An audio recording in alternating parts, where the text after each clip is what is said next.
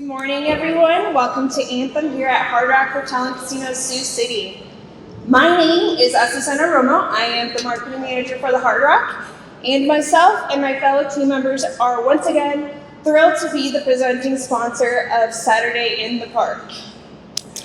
This is our 7th year as presenting sponsor to such a storied event for the Siouxland area that represents so many of our values. Personally, I get to kick back and enjoy a great day filled with music and beer, food, and just have fun with friends instead of running around like I always do here at the casino. So with that, we're very excited to hear about this year's lineup for the Grandstand and Abe Stage. So please join me in welcoming Dave Bernstein and Jason Reiner as they discuss this year's artists.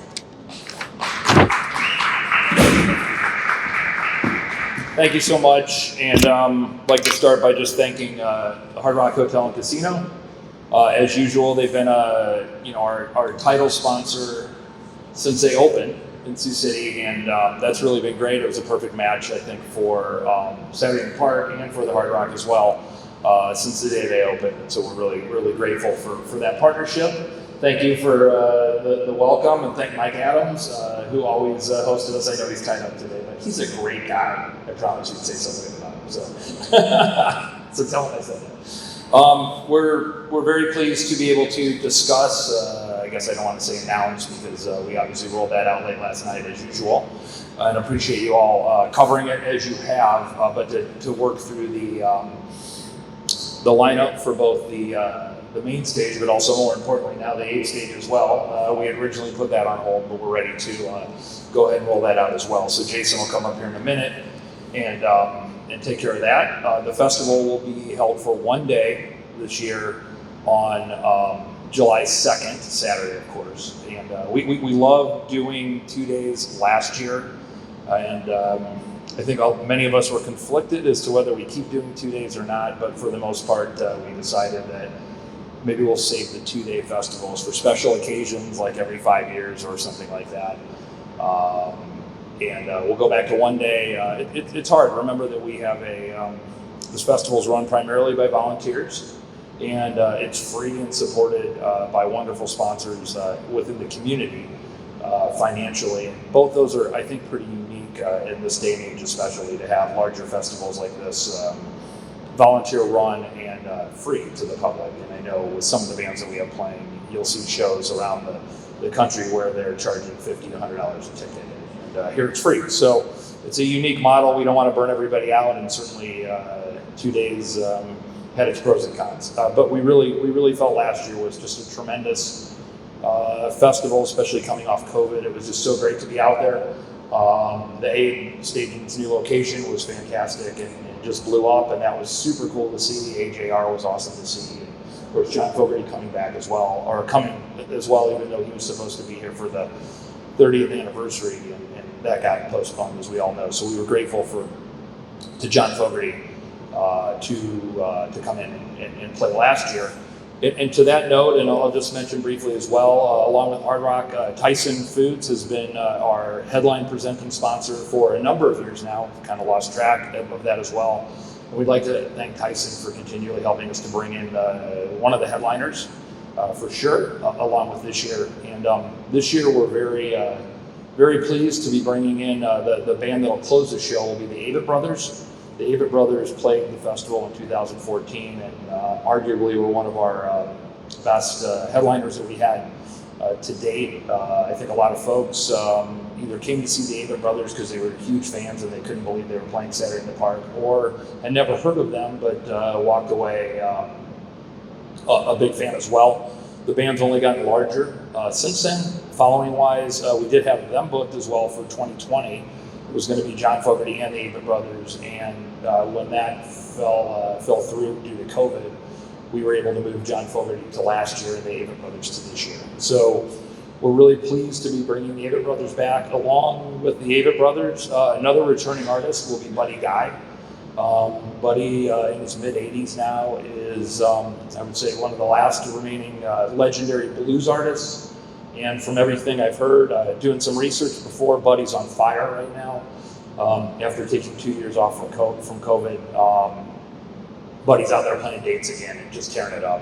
I think anybody who saw Buddy the 2 times that he played Saturday in the Park over the last 30 years knows that Buddy really brings a tremendous show and pure blues. I mean, there's no nuances to Buddy. Buddy's going to come in and play the electric guitar blues, and the guy is amazing.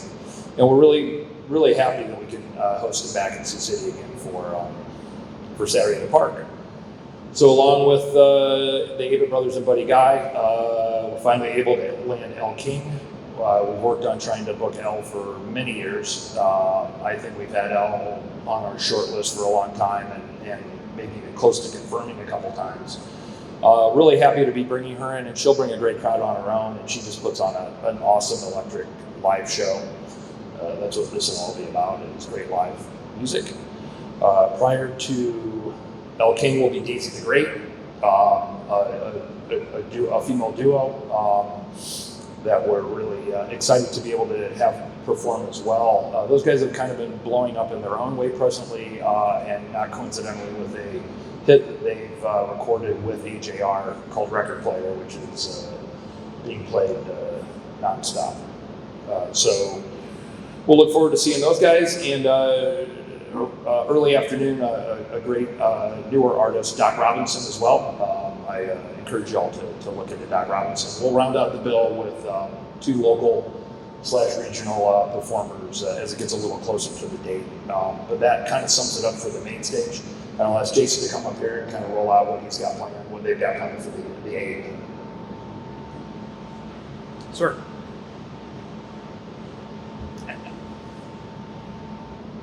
So we just recently got permission to release this information, so this is really fresh. Didn't actually make the paper yesterday, so we didn't get scooped for once.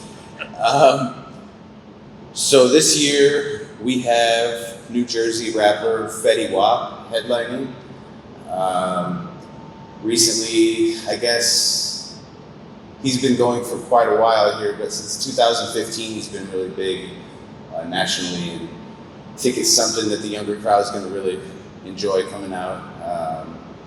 And then our main support act this year is going to be Black Pistol Fire. They're a rock group out of Canada, currently residing in Houston. It's a duo.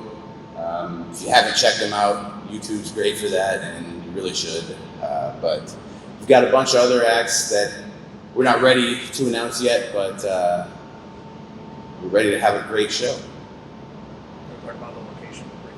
Oh, okay. As far as the location, we're going to be on the same side of the park as we were last year. So if you came over and saw that, we'll be in that same general area over there.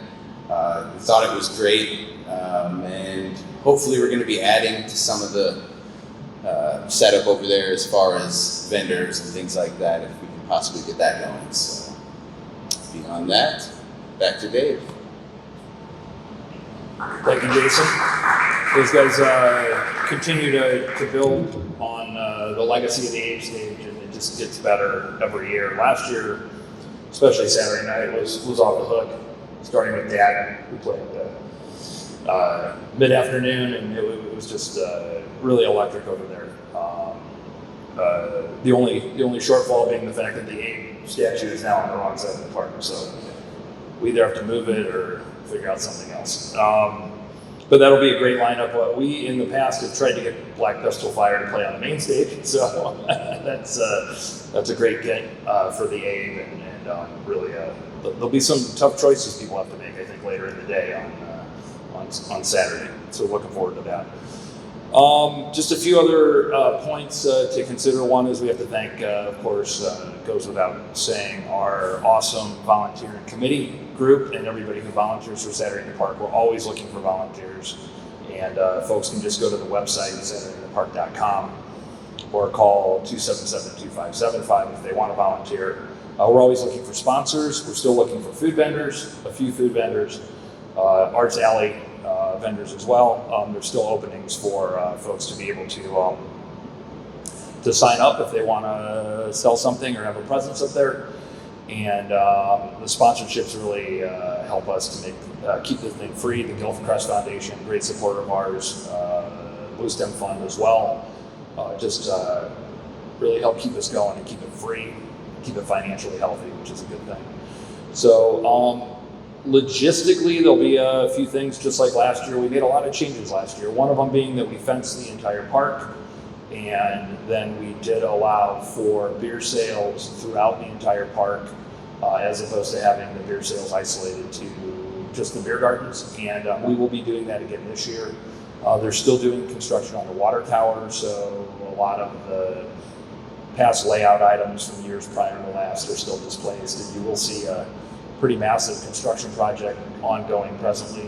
If you get bored, drive through the park, because how they're constructing the roof of the new water tower is mind-numbing. I'm not sure 100%. I understand what they're doing there, but it'll be nice when it's done.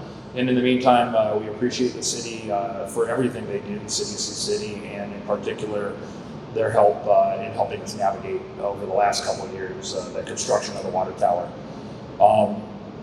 And hopefully it led to some positive things like relocating the Abe Stage. So the beer garden situation will be like last year, in which there will be no beer garden. And there will be a family-friendly area like we had last year that will be alcohol-free. So people with kids can sit in that area if they want to stay away from the folks consuming beverages. And other than that, most things will remain the same. Shuttles will run from the Tyson Event Center parking lot all day, and we'll just look to have a great day. It's free, and one day, and it'll conclude with fireworks as well. So look forward to all that, and we'll open it up to questions if anybody has any. Woody! Thank you, David. Yes. First, any challenges as far as getting the lineup booked, or has everybody kind of start the tour again coming out of the last 2 years? So yeah, that's a great question, and I would say that unlike last year, what happens, it turned out that there were a lot of shows not happening, so we were in a good position because there were a lot of folks that wanted to play isolated scenarios, and it turns out our timing last year was great because we were kind of right on the edge of when things were opening up for a bit there in the summer. I remember that in particular discussion of, I think, the Delta variant or the Omicron variant had just come out like the week of Saturday in the Park. So nobody was really talking about that, and it seemed to be a good window. But the point being, a lot of shows got canceled last year, a lot of tours got canceled, and that's why like AJR was looking to do some isolated, limited days before a big tour they have coming up this year.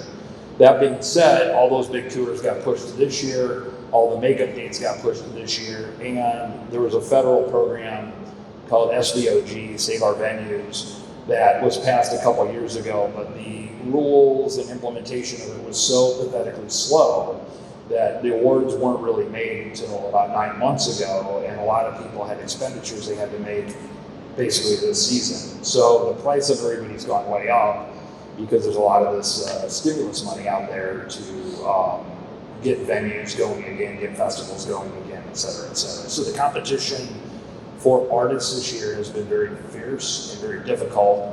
Answers have been very slow to come by. The Avett brothers were locked in quite a while ago, so that was highly helpful. But, you know, like with anything with this festival over 30 years, you can figure out pretty quickly that you just have to keep trying. You know, you make offers on, I think some people think the booking process is like, hey, here's the name of a band, you should just go get them. And trust me, I wish it worked that way. But you come up with bands, there's obviously a big list of folks who would be great on both stages, budgets, etc. Then you start looking at routing. Are they available? Are they going to be in Europe? Are they going to be somewhere else? Are they available to come to Sioux City? And then at that point you make an offer. And I would say this year you make an offer and you got about a 1 in 4 chance of them accepting the offer. You know, some people bite on these pretty quickly if they're going to be in the area, and some are just very difficult. So I know from talking to other people who book other things, the booking season has been very challenging this year, and I would say we have not been immune to that. So, anyone else? What does Saturday in the Park mean for the community? What does it mean to the community? You know, I think it's a source of pride for the community. I know for all of us it is. the ability that this community hosts a free event like this is pretty strong and powerful. And I think a lot of folks like to invite their friends back for this weekend. I know I have a lot of friends that come in for it, and pretty much everyone else I know does as well. So it's a good source of pride, I think, and it should be, because it really is a great draw for people to come to Sioux City. And I think that, you know, whether it's folks staying in the local hotels, eating at the local restaurants, you know, going out on 4th Street or Pearl, and of course coming and hanging out at the Hard Rock for a couple of days and seeing everything that Sioux City has to offer. Sioux City's changed a lot over the last 10 or 15 years. I hear that probably more than anything else from people who haven't been here for a while. Really starts honestly with the Hard Rock, not just because we're standing on their stage, but a lot of people come down, and this area used to be kind of abandoned, a whole lot of nothing. Now you come down here and it's a vibrant area overall, and you see, you know, the rest of downtown and the surrounding area, South Sioux, North Sioux, everything really hot. So it's a great, fun place to come for the weekend, and I think that really is what's important to most of us. Is just it's a great time to have fun, kind of celebrate the summer early in the summer before it gets too late. And as I tell all those people that go to Okoboji, I said they don't drain the water in Okoboji right after July 2nd. So you come to Saturday Park and still go to the lakes. You know, it'll still be there. So, anyway. Anything else? Earl. How about Abe Stage? You know, that's been as competitive and actually Abe Stage as Abe Stage. Yeah, go ahead. Jason could tell you firsthand.